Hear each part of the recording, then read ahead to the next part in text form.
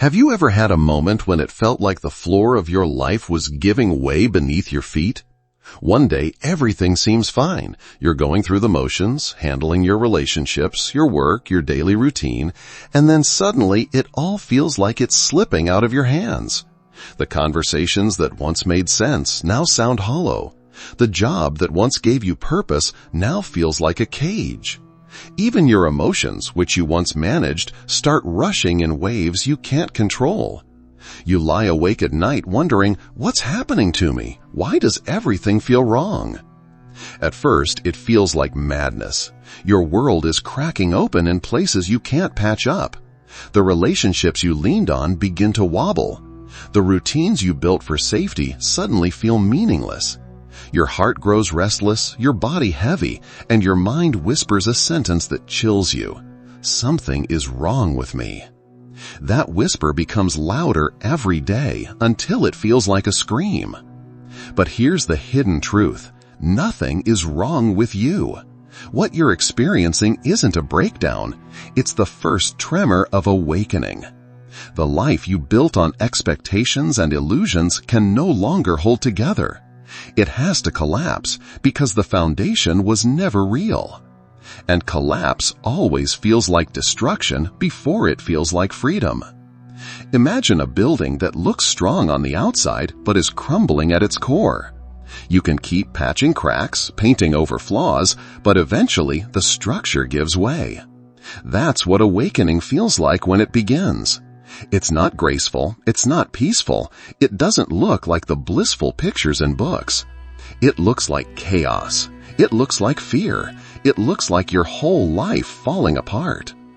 And yet, the collapse is not the end. It is the clearing. Just as a forest fire rages through trees leaving nothing but ash, only for green shoots to return stronger than before, the fire you're feeling inside is burning away what can no longer last. Yes, it hurts. Yes, it feels terrifying. But in the ashes, a deeper self, the self you've buried under years of pretending, finally has room to breathe. So when you find yourself staring into the ruins of your old life, wondering if you've lost your mind, pause and consider. Maybe you're not breaking down. Maybe you're breaking free. When awakening first arrives, it almost never looks like awakening. It doesn't arrive with golden light or the soft hum of peace. It doesn't wrap you in endless bliss. Instead, it rips through your life like a storm. It shatters the roles you've played, the stories you've believed, the masks you've worn.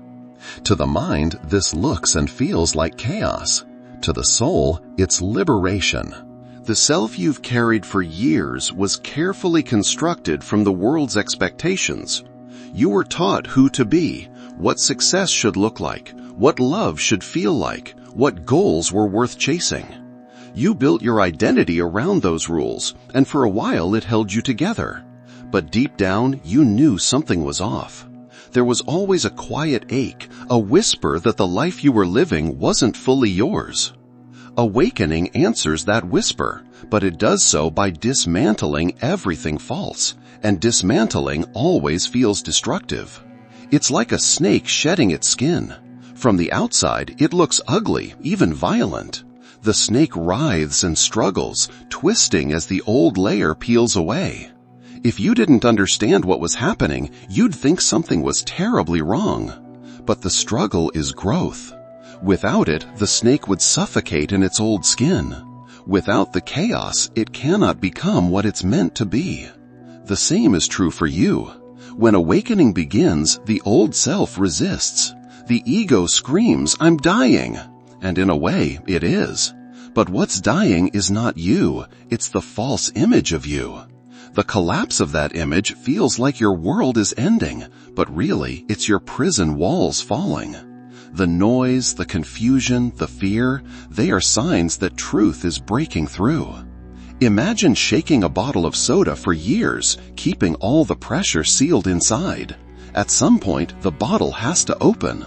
When it does, the explosion looks messy and uncontrolled, but it's necessary. That's what awakening does with the pain, the trauma, the false identities you've been carrying. It brings everything to the surface so you can't ignore it anymore. It feels unbearable, but it's release. This is why awakening disguises itself as chaos, because your old mind cannot comprehend what's happening. The mind only sees collapse. The soul sees transformation.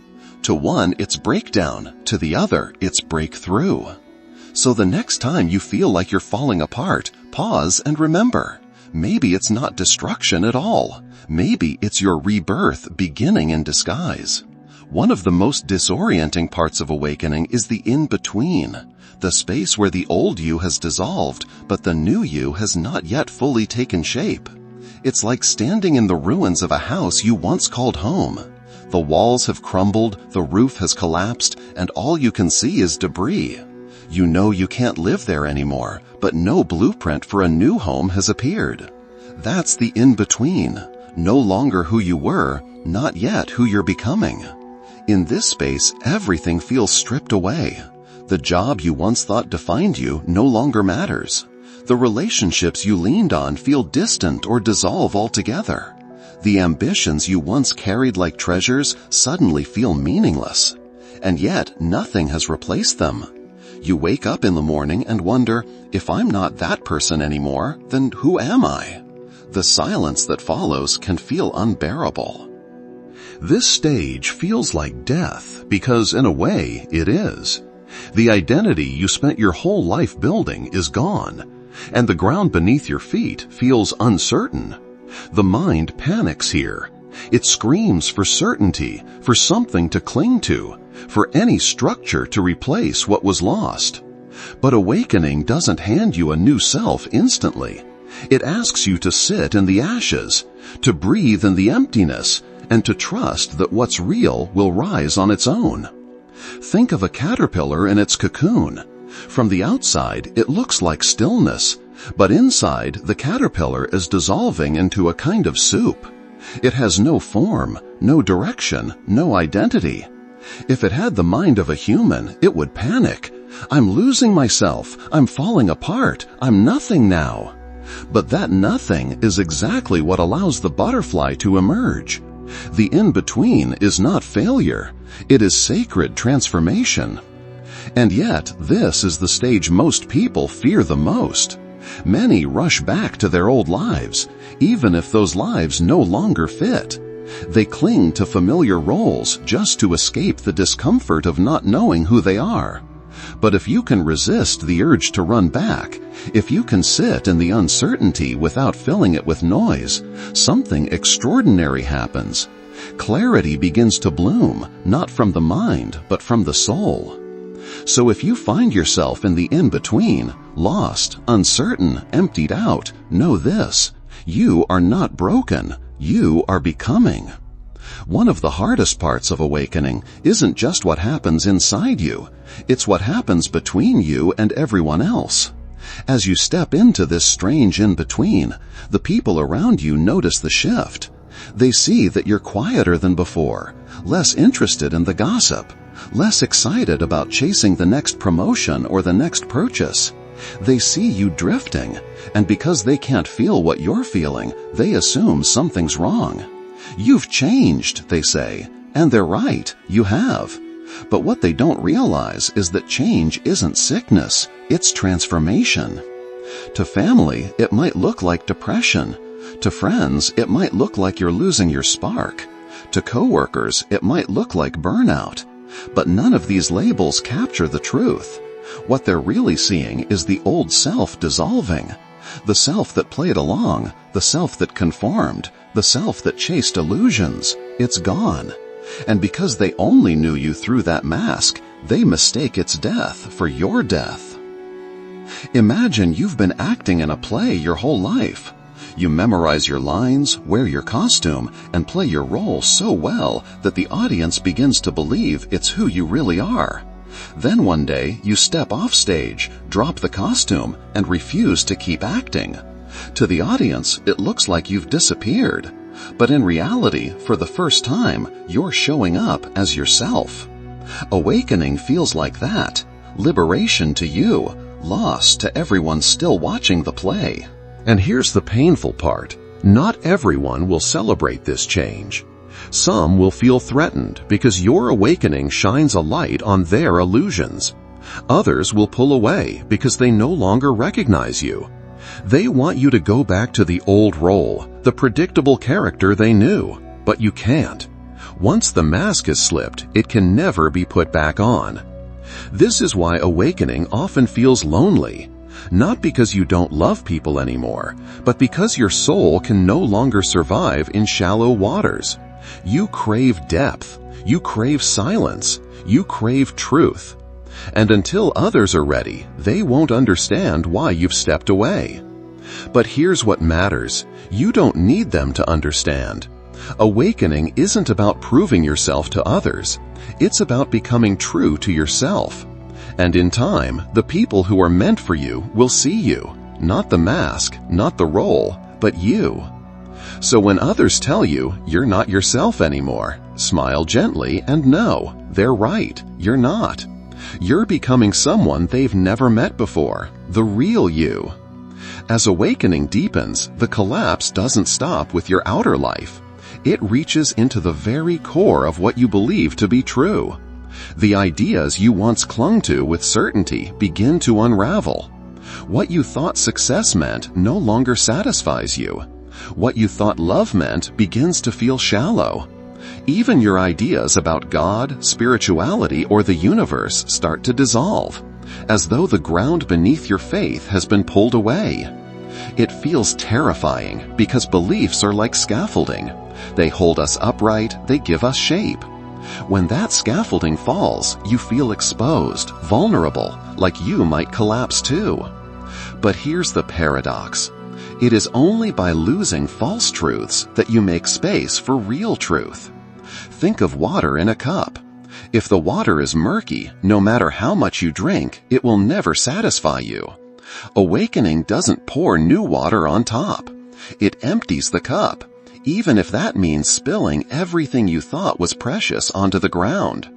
At first, you grieve. You clutch at the cup, desperate to hold on to the old liquid. But once it's empty, only then can clear, living water be poured in. This purification is messy. You may feel like you don't believe in anything anymore. You may question everything, your purpose, your relationships, your past choices, even your own mind. It feels like nihilism, like nothing has meaning. But that emptiness is not the absence of meaning. It's the clearing away of false meanings so that authentic meaning can rise. Imagine a forest after a wildfire. Blackened trees, ashes, silence. At first glance, it looks like devastation. But if you return weeks later, you'll see green shoots pushing through the soil, new life rising from what looked like death. That's what purification does to your beliefs. It burns away what cannot last so that what is eternal can grow. Imagine a forest after a wildfire. Blackened trees, ashes, silence. At first glance, it looks like devastation. But if you return weeks later, you'll see green shoots pushing through the soil, new life rising from what looked like death. That's what purification does to your beliefs. It burns away what cannot last so that what is eternal can grow. Imagine a forest after a wildfire. Blackened trees, ashes, silence. At first glance, it looks like devastation. But if you return weeks later, you'll see green shoots pushing through the soil, new life rising from what looked like death. That's what purification does to your beliefs. It burns away what cannot last so that what is eternal can grow. It takes courage to walk through this fire. Most people run back to their old certainties, even if those certainties no longer resonate, because uncertainty feels unbearable. But if you can resist that temptation, if you can sit in the silence of not knowing, you'll begin to notice something quiet, something steady, something real rising within you.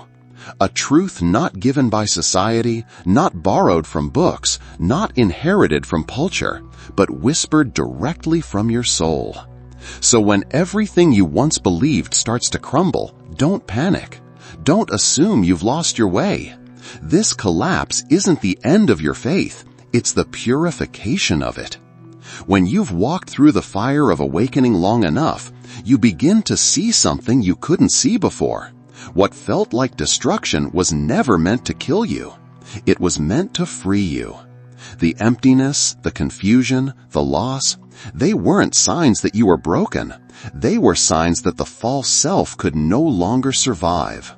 Awakening always arrives dressed as breakdown, because that's the only way the mind can perceive the death of its illusions.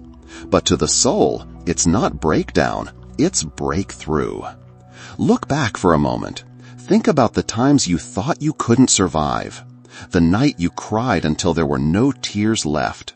The day you felt too heavy to even get out of bed. The moment you looked at your life and thought, it's all over. And yet, here you are, breathing, listening, still alive. Something in you carried you through. That something was never your ego, never your roles, never your masks. It was your soul, steady and silent beneath the storm. This is the hidden grace of awakening. It strips everything away until you realize what cannot be stripped. The job can go, the relationship can end, the beliefs can collapse. But what remains, the awareness watching it all, cannot be touched. That's who you are. That's what awakening is showing you. Think of the caterpillar one last time. Inside the cocoon, it melts into formlessness. And if you looked in at that moment, you'd swear it had died. But wait a little longer, and the truth reveals itself. From that dissolution, wings form. From that emptiness, flight emerges. The caterpillar wasn't dying. It was being reborn into something it could never imagine while crawling. Your awakening is the same. What feels like the end of you is really the end of who you were never meant to be. And when the dust settles, when the silence deepens, when the storm clears, you realize you haven't lost yourself. You found yourself. So if you're standing in the rubble of your old life right now, don't let fear convince you that you're broken. You are not broken. You are breaking open. If these words speak to you, share your experience in the comments, subscribe for more, and join me in the next video where I'll reveal how to carry this breakthrough into every part of your daily life.